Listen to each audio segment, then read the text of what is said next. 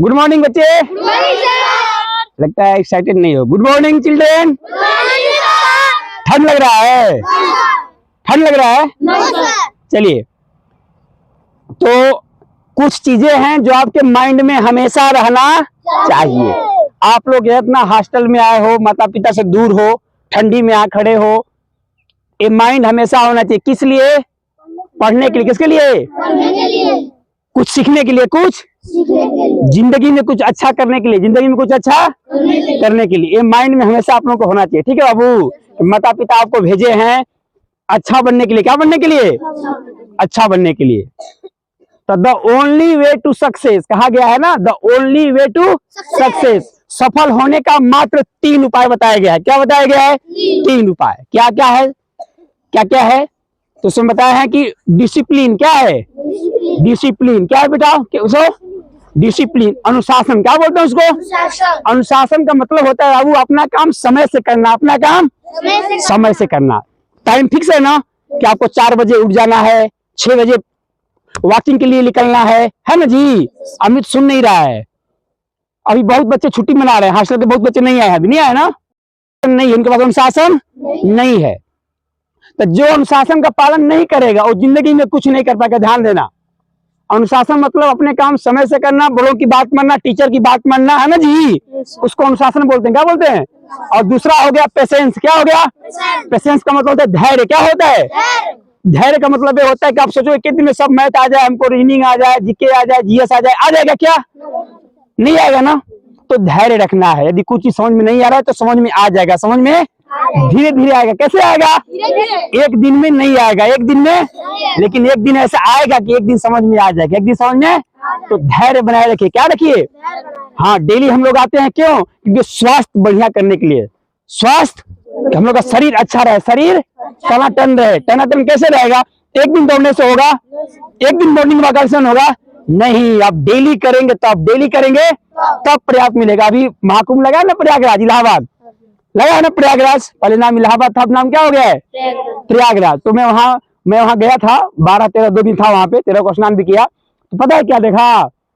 वहां कुछ ऐसे साधु हैं, इतने पढ़े लिखे, मैंने जो तुम लोग सोच रहे हो कि हम लोग इंजीनियर बनेंगे, डॉक्टर बनेंगे, इतना पैसा कमाएंगे, तो वो लोग पढ़ाई लिखाई करके, एक बंदा अभय सिंह नाम है उसका, बम्बे आईआईटी से इंजीनियरिंग किया। क्या किया उसने?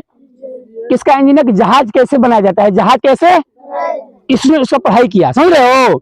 बॉम्बे आईआईटी सबसे टॉप कॉलेज माना जाता है वो। वहां से करने के बाद जब पढ़ने में बहुत तेज था, तो पढ़ने में तेज रहने पर विदेश से कंपनी आती है। कहां से आती हैं? और तुमसे मुंहमंगा बोलती हैं कि बताओ लो कुछ, कितना पैसा लोगे? कहोगे 2 करोड़। क्या कहोगे? तो कहोगे चलो तुमको 2 करोड़ देंगे, चलो मेरे यहाँ काम करो। तो 1,84,00,000 रुपए पे गया था विदेश, कनाडा। कहाँ गया था? बढ़िया पैसा कमा रहा था, जिंदगी था।